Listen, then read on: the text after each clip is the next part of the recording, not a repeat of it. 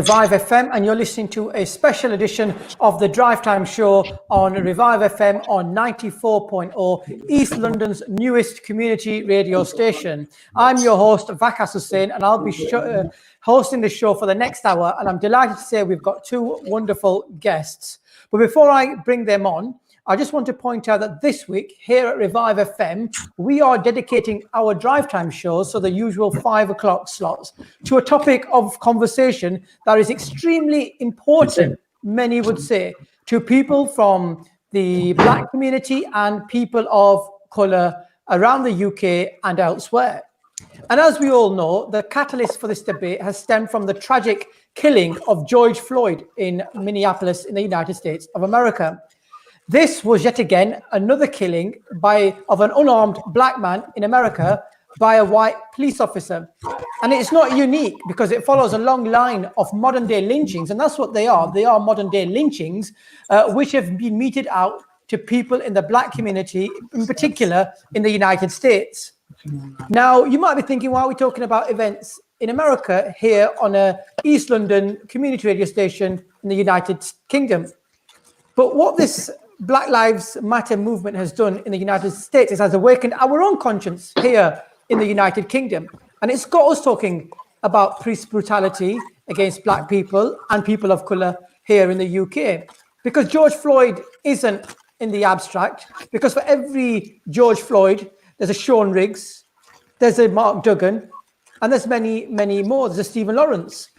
So we need to talk about the issues that we face here in the United Kingdom. And I'm glad to say that on Revive FM, we're not going to shirk about having these sensitive and deeply uncomfortable and challenging conversations, because sometimes they can be challenging.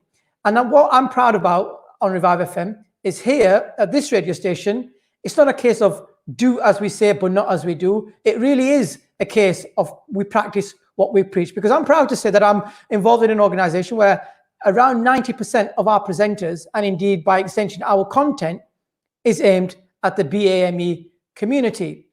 And so therefore we feel that we're uniquely placed to talk about some of these challenging and difficult conversations that we have to have. So without further ado, I want to introduce two stellar guests that I have on my show this afternoon.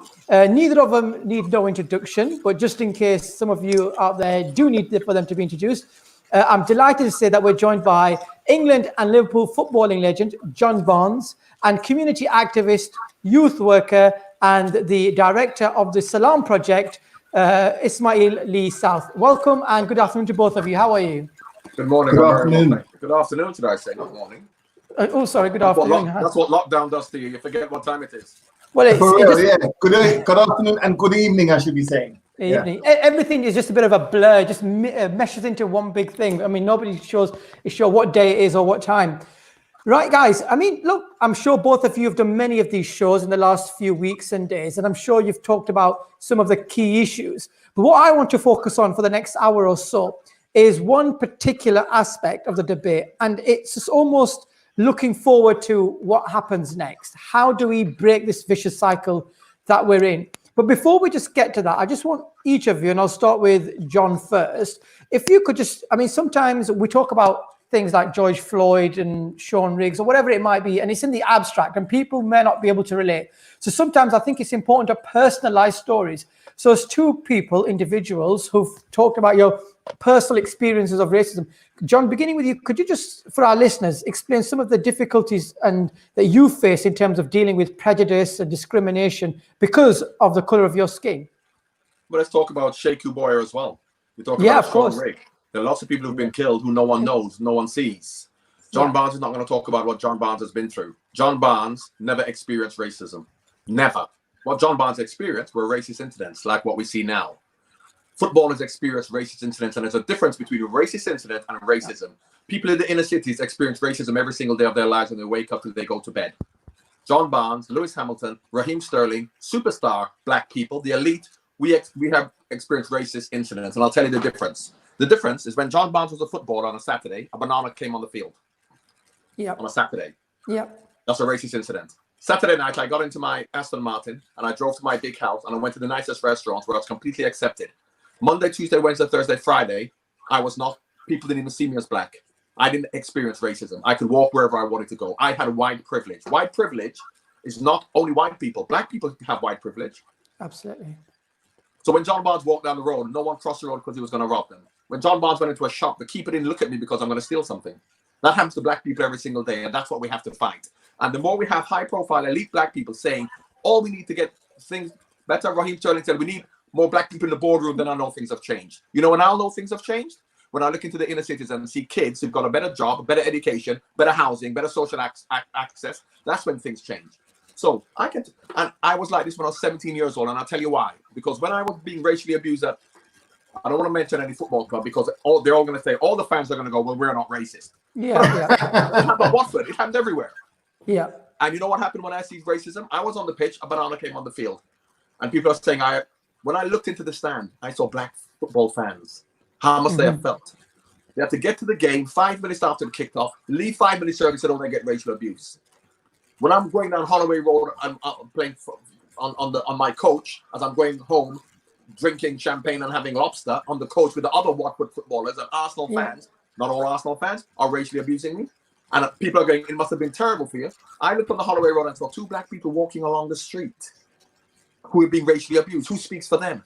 And I'm sick of elite people talking about what we need is more elite people in positions of power. Whereas obviously look at what Ismael is doing. He is the one who should have the voice and have the platform. People should be talking about the work he's doing, not the fact that we need more Formula One racing drivers or we need more black managers.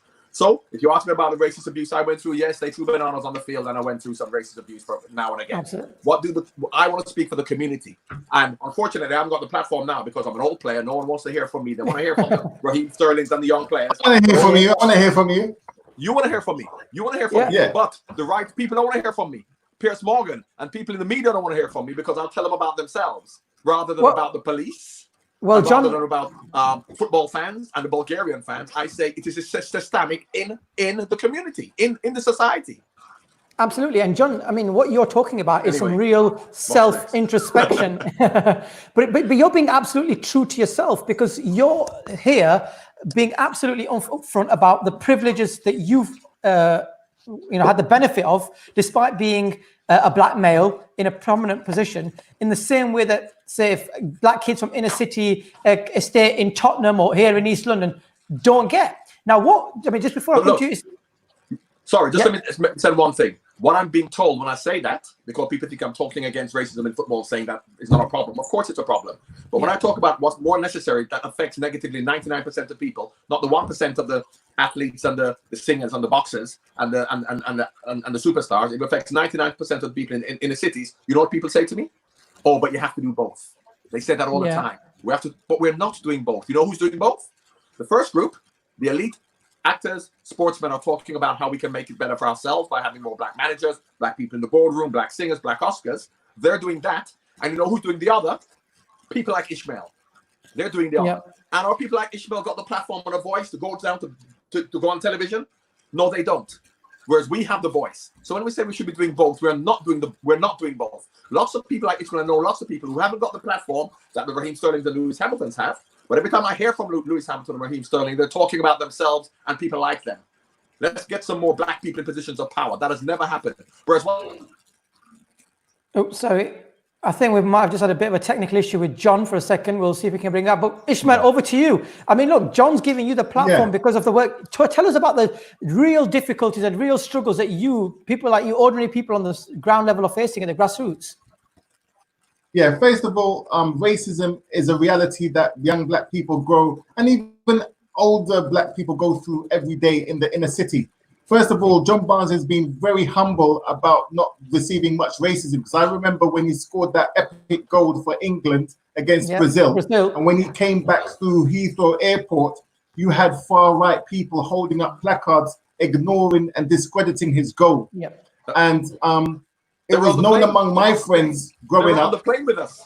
The NFL were on the plane with us. They were sitting. Oh my God! See, I didn't even know that. They were on the airport. They were on the plane as well. National Front with placards on the plane, and when we got off at the plane, and did any of those players say anything now? Then the same players who are around now, were saying yes, he's terrible. They were around then. Not a word. Yeah, not a word. And I don't know, as I was not in the changing rooms, but amongst my friends, we used to say to each other, "How come they're not passing the ball to John Barnes?" How come they're not? I'm not saying there was anything there, because we used to see blatantly in the 1990 World Cup and in the qualifiers in the late 80s, early 90s. We used to see blatantly John Barnes in space, and the person would. We could see, because we played football ourselves. They purposely would have passed to him, and they would pass to someone else and lose the ball.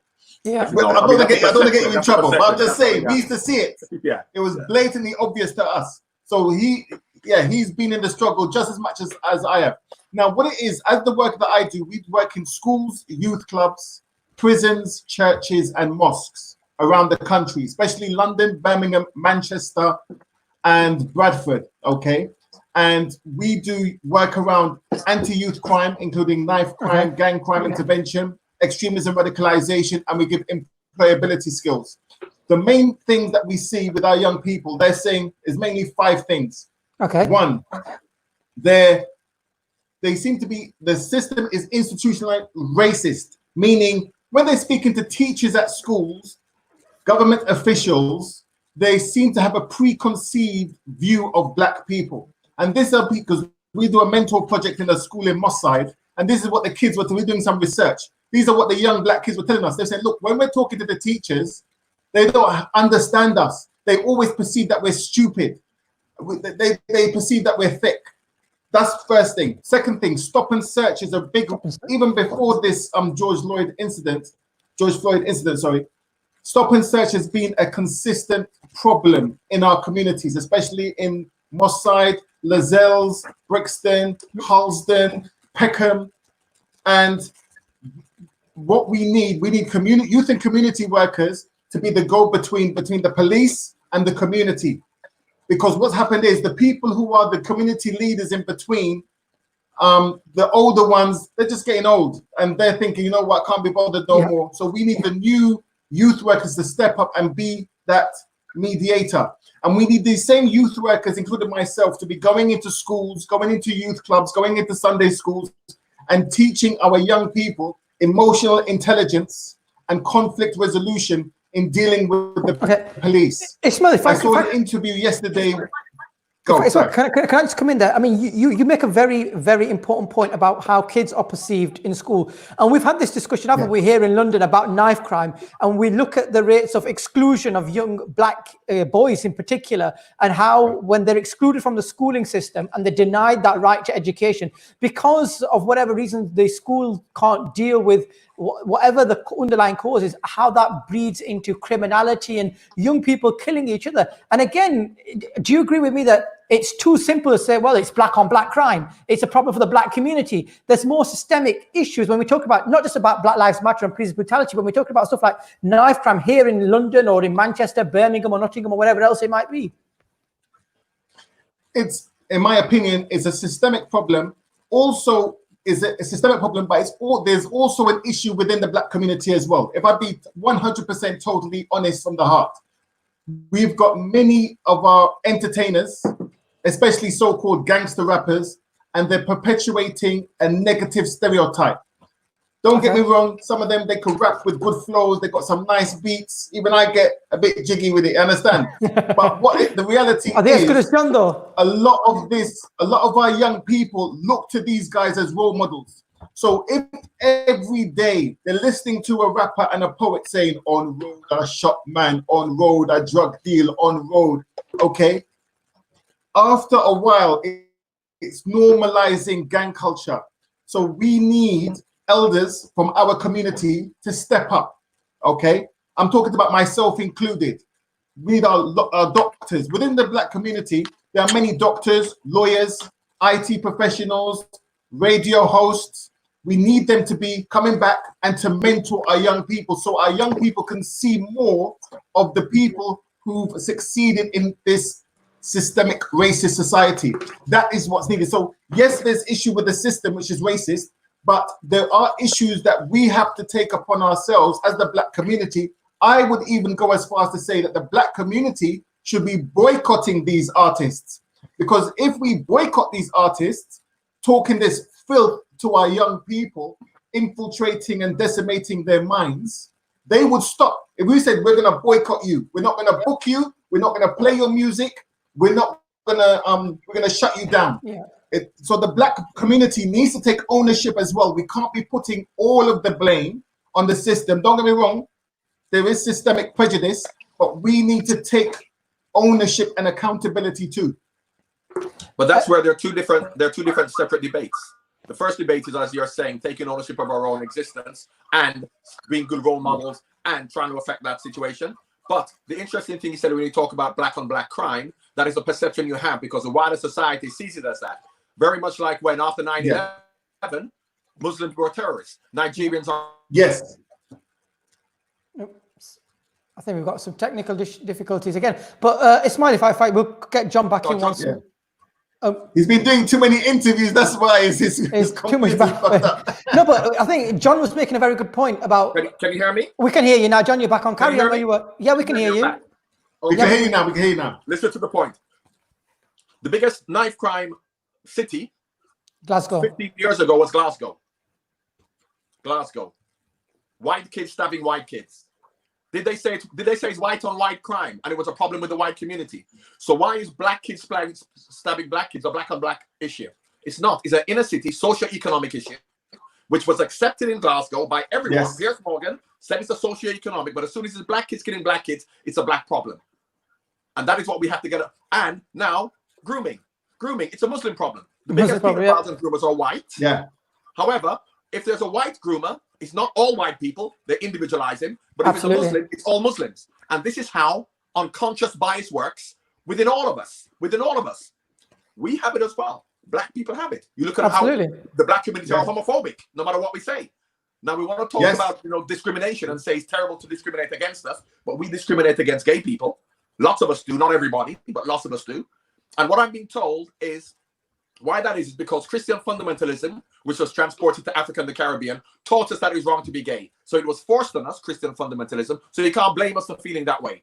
And I say, well, don't blame a white racist for being racist, because this is what he has been taught and has been continued to be shown. So tackle the system that makes him become racist, not the individual, because the individuals are Liam Neeson, Derek Chauvin, if you want to look at the individuals who get caught, Peter Beardsley. Amy Cooper is an interesting one. You know Amy Cooper, the woman who called the police on the black man. She's a white, liberal, Trump-hating, Obama-supporting, who would 100% say she's not racist. Now, everybody's an Amy Cooper. Because in times of stress and confrontation, when you are not racist, you're convinced you're not racist, time of stress and confrontation, you unconsciously revert to what society has shown you about the people you're in conflict with. And society for hundreds of years has said black people are inferior. So you consciously know that's not true, but because your subconscious works, because this is what you have been shown for hundreds of years and continue today to be shown that is what you revert to. So it's not about hoods and white, left, right wing, racist, neo-Nazis. It's about the average person who negatively feels differently towards women, towards black people, towards Muslims. And until we accept it within ourselves, we'll never get anywhere. We'll just point the finger at the police over in America, football fans in Bulgaria, and whoever else gets caught. John, I think you make a very important point about Amy Cooper. Middle class. I think she was working in an investment bank or something. Well-to-do, liberal, progressive, left wing, supports Obama. And this is Beyonce was probably your favorite artist. We've heard it before. I voted for Obama. I love Stormzy. I can't be racist. You can't be racist. But I mean, people talk about living in ghettos as though people from black and Asian and minority ethnic communities want to live in deprivation. It's not. It's about the socio-economic communities when you find yourself in. And you see that even with black middle-class people or middle-class Asian people, once they do well and they move into more suburban areas, in the well-to-do areas, you get something called white flight, where people who were living in white communities, when they get influx of black or Asian people, then start to move away because they don't want to associate with those people or those cultures or people that they perceive to be from a different community. So when we're talking about this integration, no matter how much we try, Ismail, it seems like we're always one step behind. We can never quite do enough, and nobody else from the white community wants to look at themselves introspectively to see where their shortcomings are. Ismail? Yeah, because I moved to an area in Wembley with my missus when we first got married. And across the road, there was a lady of African heritage, and she was there, she lived by herself. And sometimes we used to help her and say hi to her. Then one day I was walking on the road and she gave me a lift home. She said, "Oh, I'm your neighbor." And she told me she was married to a white British man. And she said to me, what happened is when the first 2 or 3 non-black families moved on our road, the white British families had a meeting, including her husband at the time, and they said, there's 3 black and Asian families on our road. Okay, the price is going to go down on our properties. Yep. We have to leave. So they had an actual community meeting. So her husband said to her, we have to leave. And the wife said, look, I'm black as well. So where am I going? And he left. He left. So this is another issue. When a lot of us move into a particular road, they move out.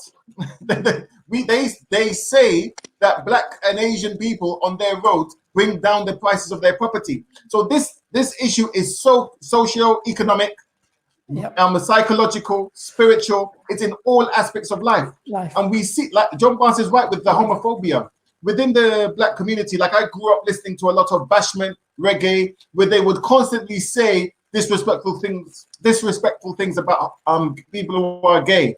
And if I'd be honest with you, growing up, I was homophobic. I'm not going to lie. Yep. What made me change is when my niece was going to school and she introduced me to her friends, and there was a boy there because I was doing youth work in a particular school, and there was some young black boys I was working with, and I just knew they were gay. And for me, this was a new challenge. So they were teaching me, and so I never ever said to them, are you gay? Because I just knew. But they knew that I knew, so they would tell me what the issues they have to go through. So then also my niece was in school with this gay person, young boy, and he used to protect her from bullies because she's a very beautiful girl. Not as good looking as me, but she's good looking. I can tell her. Right, I can picture her. What happened was he... So anyway, so basically she used to go through bullying, but this young gay boy used to protect her. So I used to go over to him and say, thank you for looking after my niece. And I knew that he was gay, and that they educated me about how homophobic I was and helped me to see the prejudices that I have. So yesterday I had a meeting. When it comes to exploring this racism thing, we also have to look at ourselves as well. Yeah, absolutely. And we have to aspire to change. Okay. That's where I believe. But I do believe we need to be outreaching to our young people, teaching them and training them emotional intelligence. Because everyone thinks after this George Floyd thing dies down, everything's going to be honky-dory, Black Lives Matter going to save the day. Sorry, pardon my skepticism. I give them within a couple of 3 to 4 weeks, there's going to be another killing, which I pray there's not. There's going to be another assault. So we need to prepare our young people so they're not set up. Okay. Yeah, but when you talk about role models and you talk about seeing people, I see it so I can be it. So you're looking at you mentioned black lawyers, black doctors. You're looking at all of this, yes? You're looking at all of that, and you say to be good role models. Now, I agree with that to a certain extent. However, if we're just going to promote that black elitism, because that's what we need more, black elite, which is probably less than 5% of black people. Yeah, you're going to have a black elite who are going to be the role models for our young black people to say, yes, I can achieve that. But what I would say is that how can those young black kids achieve that when they leave school at 14? They can't get a job. They can't get an education. Look at a doctor and a lawyer and say, yes, you can do this as well.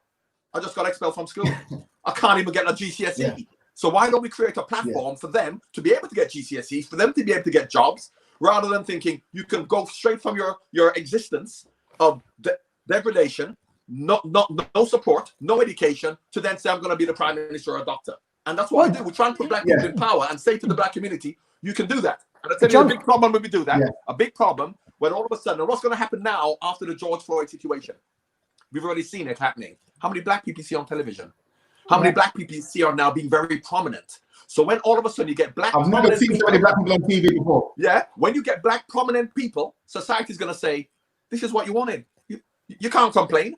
There's no education in the inner cities. There's no jobs. There's no social services. But you never asked for that. You asked for a black manager, didn't you? You asked for a black doctor. You asked for more Oscars. You asked for black people on television. You didn't ask for anybody in the inner city to say, can we get a better education or jobs or social services or housing? You never asked for that. And that is what we're doing. Yeah. Everybody is now coming on. The high-profile people aren't talking about that, which is the biggest problem and the real issue. They're talking about the fact that, we haven't got any black men in the boardroom. John, can I stop the police beating people? And John, we have to be careful because people are going to say, you're still complaining when we're giving you everything you want. John, just to pick, Yes. John, can I Yes, just pick up very from where true, you've very left, true. where you've left off? Look, you talk about, picking young people from inner city estates up and raising their attainment levels. But there is pushback when that tries to happen. Like, let's take, for example, Stormzy. Put to one side that he's a multi-millionaire rapper artist. He's got a scholarship program for Black African Caribbean kids to go to Cambridge University.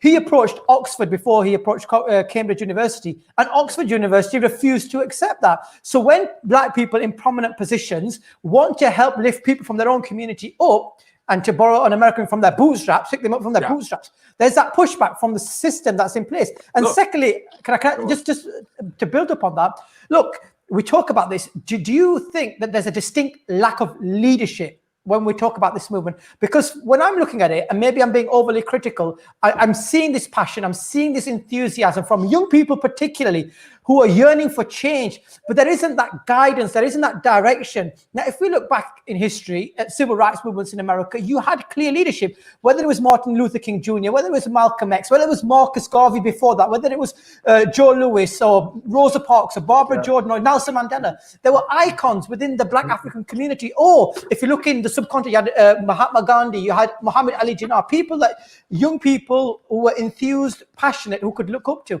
But I don't see that, John.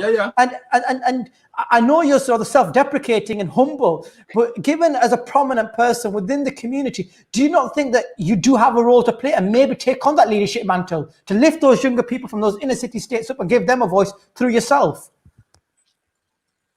Right, first of all, because I wanted to answer your first one, but you went on for so long I forgot what the first point was. What was your first point? My apologies. It was about Stormzy and him trying to... Okay, let me tell you.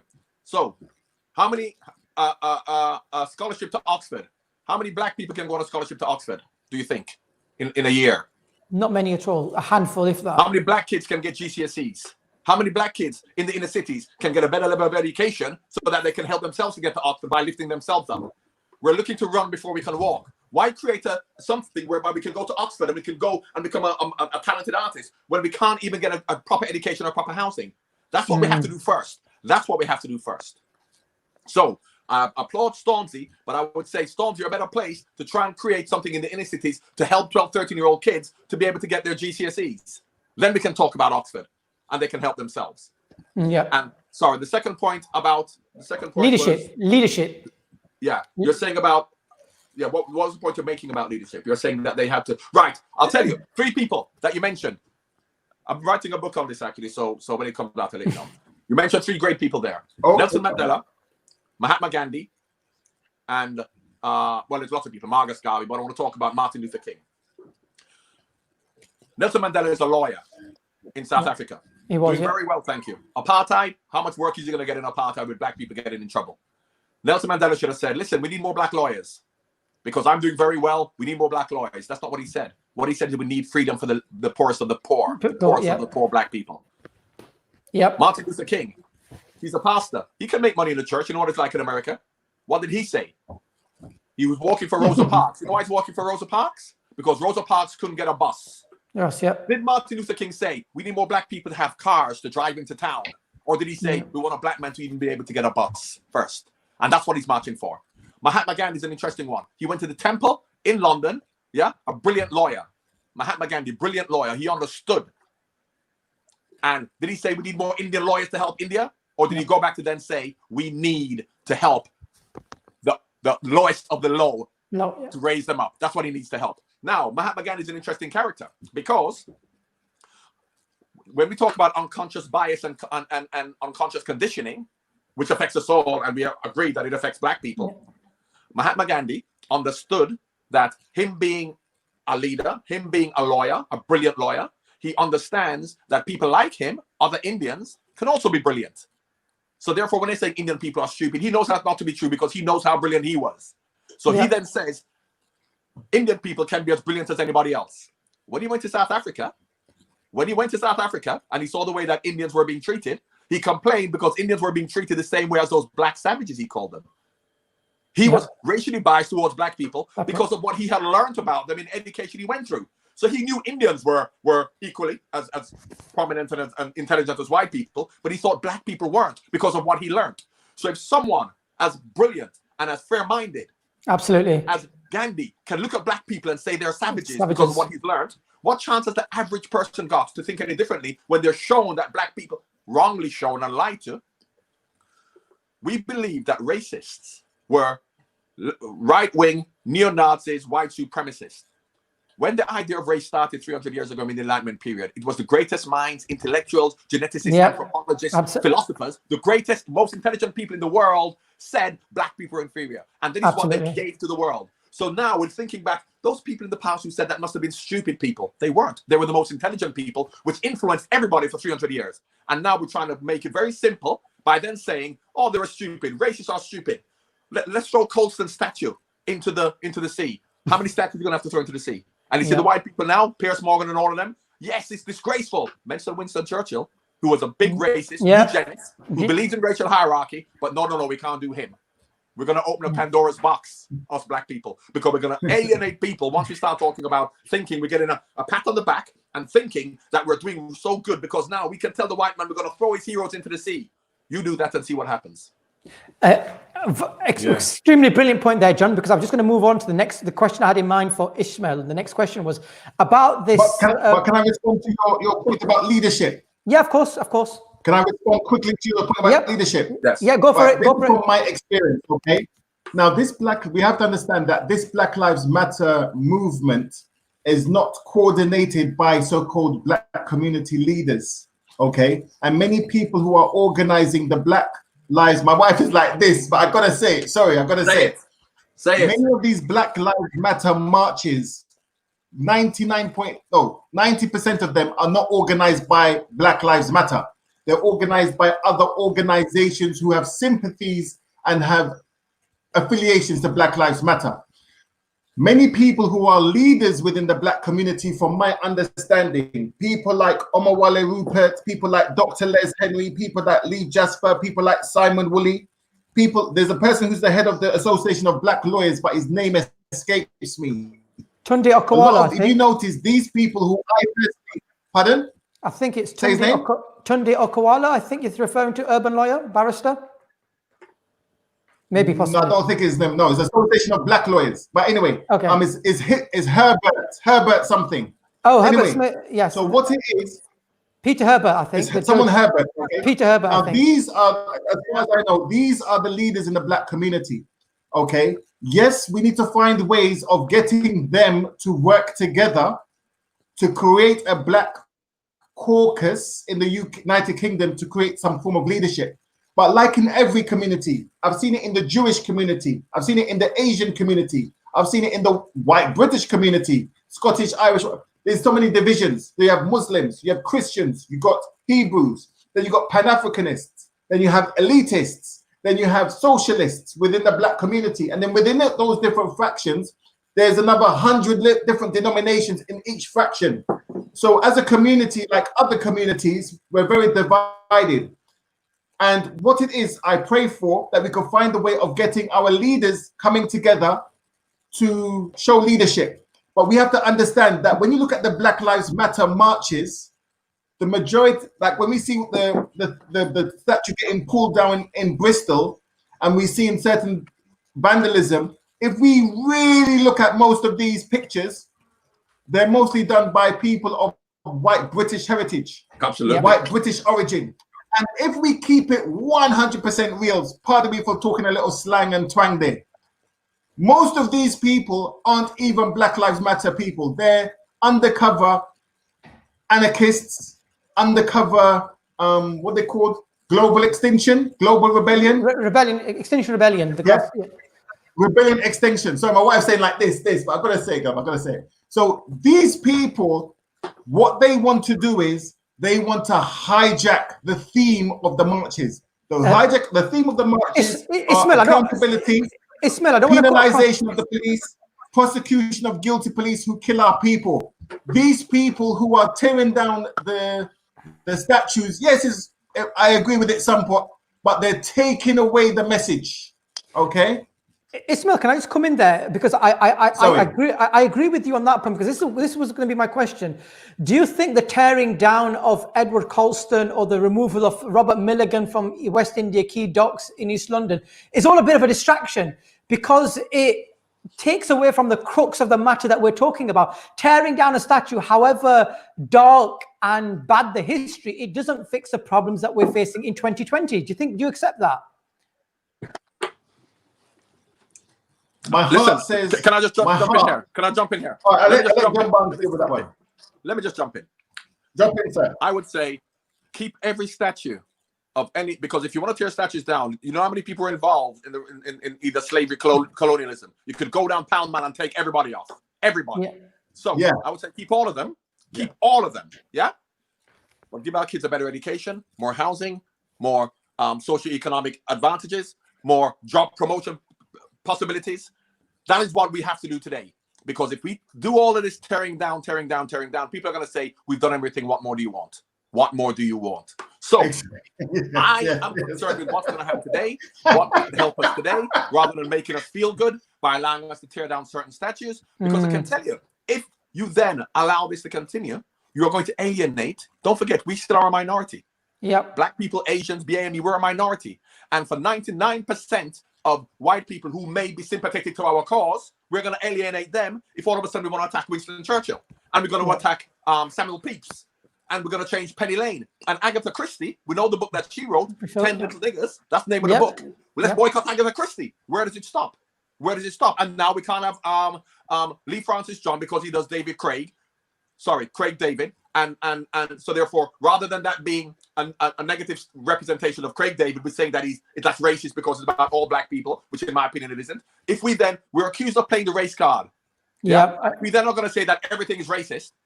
We're going to miss the point of really hitting it home about the real serious issues. Because the more we do inconsequential acts, white people are eventually, who may be sympathetic to us, are going to go, we've had enough of this now. You're going to say that we can't call it black something. So that's why we have to be careful.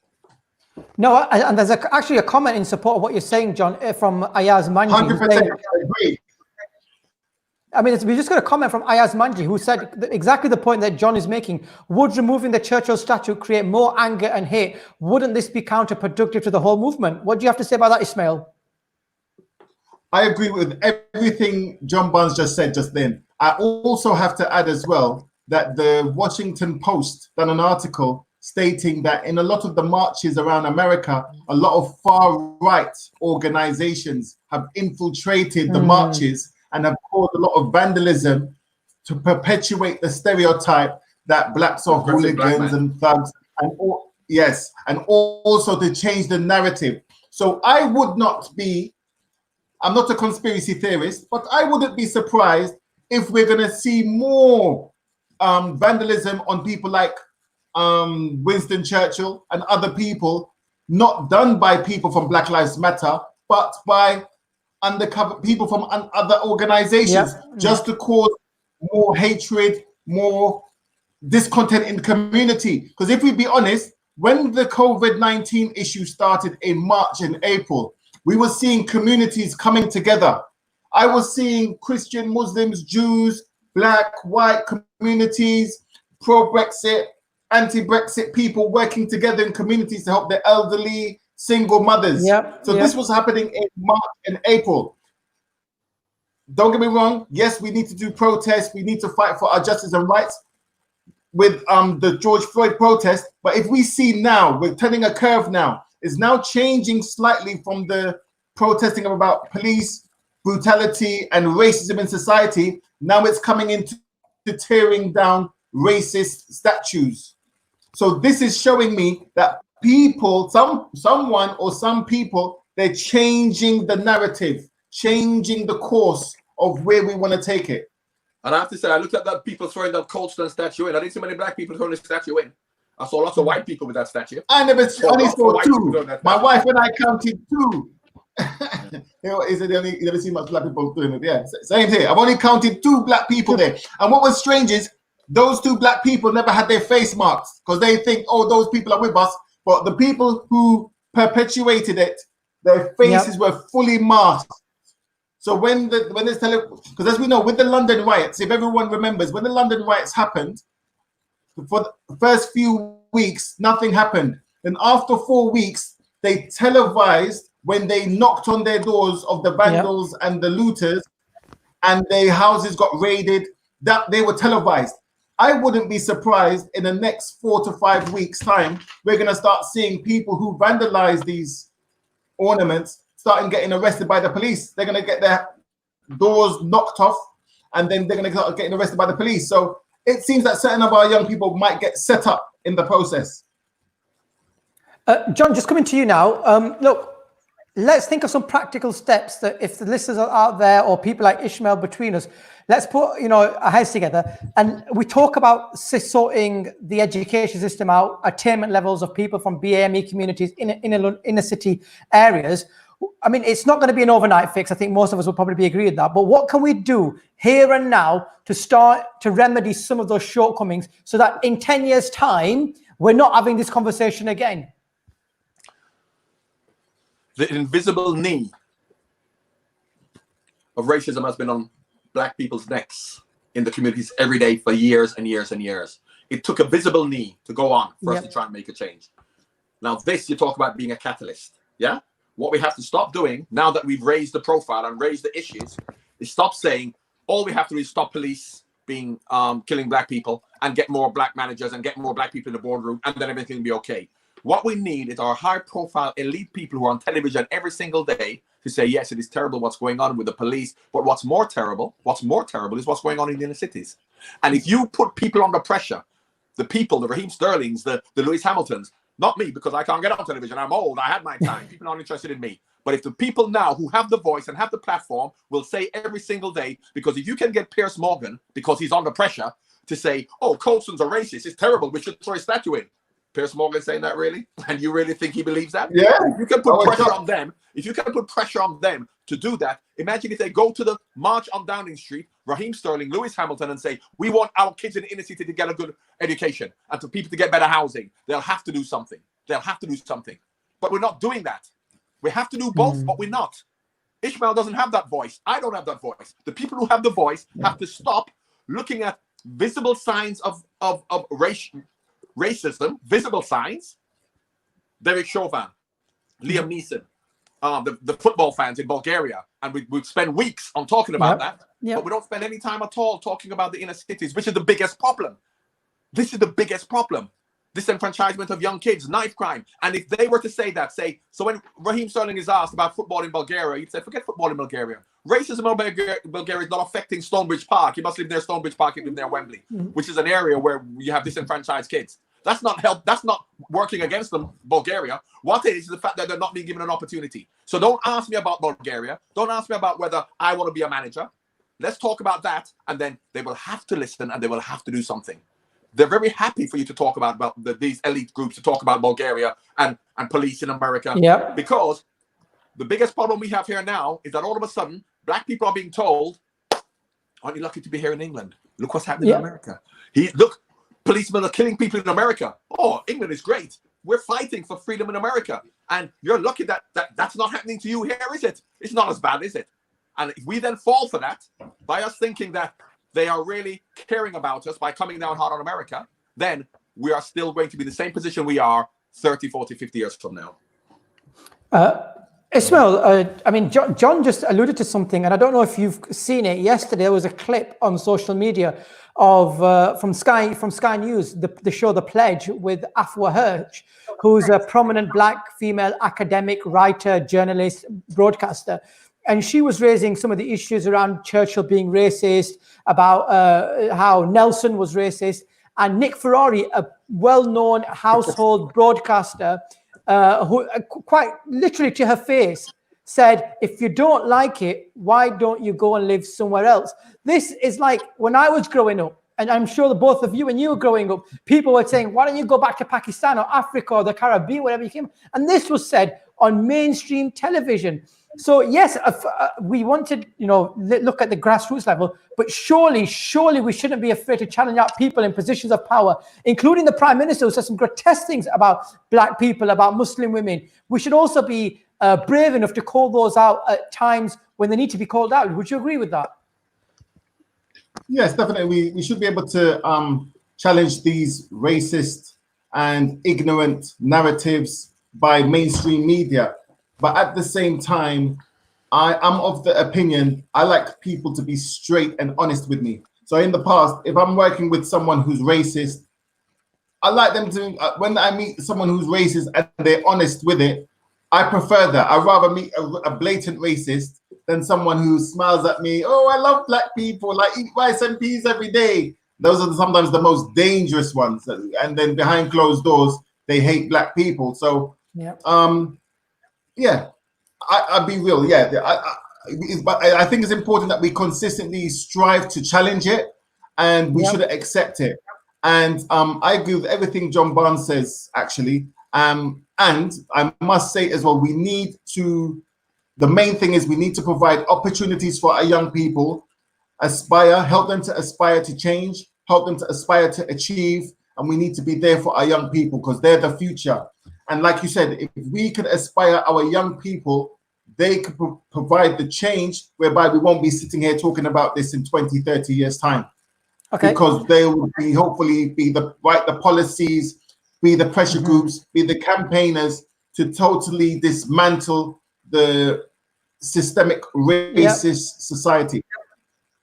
No, and I think you're absolutely right. And I mean, here at Revive FM, I know I can speak quite openly about this. As a grassroots organisation based here in East London, we are more than happy to play our part in that, in bringing prominent voices like John, like you, Ismael, and the other people that you've mentioned from all host of community organisations to give people, ordinary people, a voice. But we're coming towards the end of the show, and I just want to talk develop the conversation a little bit more further forward.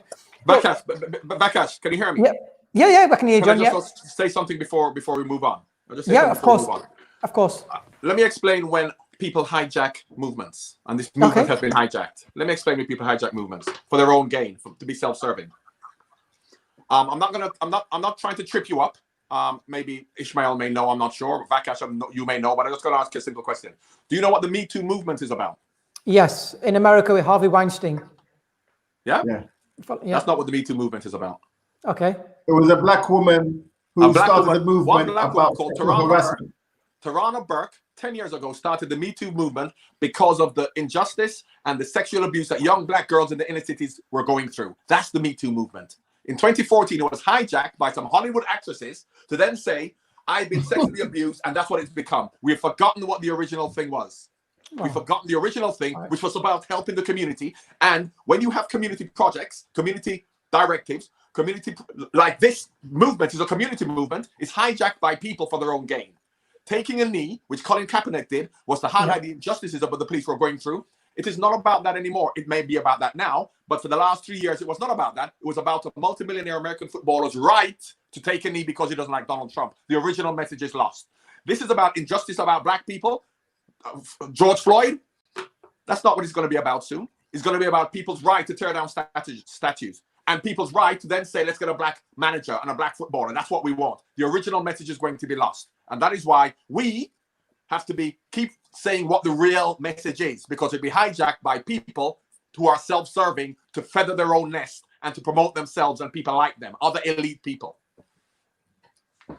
Well, I mean, you got me there, because I have to express my ignorance, because I didn't know that, because that's a perfect illustration of how a movement which started off within the black community in America was completely hijacked, and somebody who considers themselves well-read, well-versed in these things is exposed as being completely ignorant. And I think that highlights, if nothing else, that's probably the takeaway point from the show, that as communities, no matter how well educated or how well read we think we are, there's always that knowledge gap in our understanding.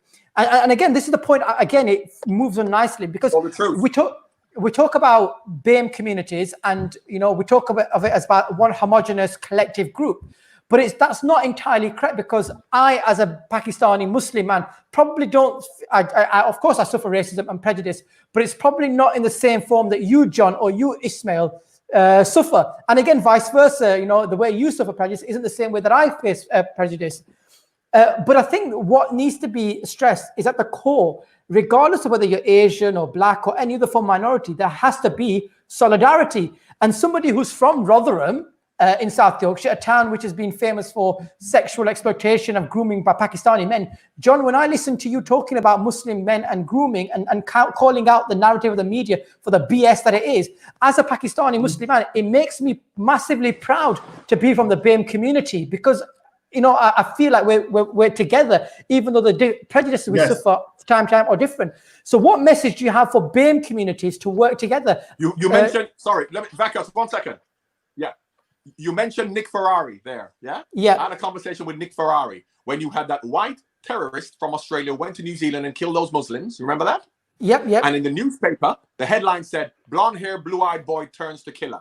Angelic so boy, I think. A conversation with Nick Ferrari where I said that is conditioning to then make people think and to suggest that because you got blonde hair and blue eyes, you shouldn't be a killer. And he disagreed with me. Nick Ferrari went, no, that's not true, because I remember when they showed a picture of Jihadi John, from wherever he was in England, and they said he was good at school, he was a prefect, football team, then he becomes a terrorist.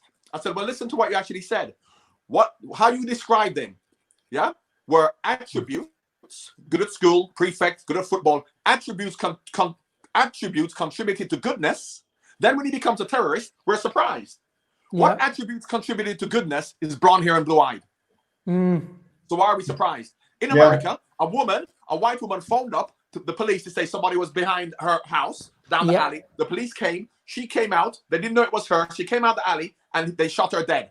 The lawyer, prosecutor, the policeman said to him, what was threatening, because it was dark and a dark alley, he said, what was threatening about blonde hair and a pink t-shirt? Oh, but if it was black, he would have been threatening. This is how conditioning works. Now, it worked on me, because you know the interesting thing is not so much the blonde hair, is what is threatening about a pink t-shirt. Obviously, if you've got a pink t-shirt on, you must be gay. Yeah, is that how we conditioned to think? Whereas if you had a black t-shirt on, that'd be more threatening. So why is a pink t-shirt not threatening? This is how conditioning works on all of us. And this is how we've been conditioned to think of different groups, men, women, Muslim, gays. But the one thing that there's no negative representation of is a white middle-class man. There's nothing that you can say about him in any way that could be negative or stereotypically negative. Ismael, over to you. We've got 4 minutes left. I want to finish on a positive. I want to talk about what message would you have to other BAME communities that aren't necessarily suffering the same prejudice as the black community, how they can come and give black people the support that you need, not hijack or try and talk about their own experiences to say that, oh, well, we suffer racism, but to give solidarity, proper solidarity to the black community and recognition for the suffering that they're going to at the moment.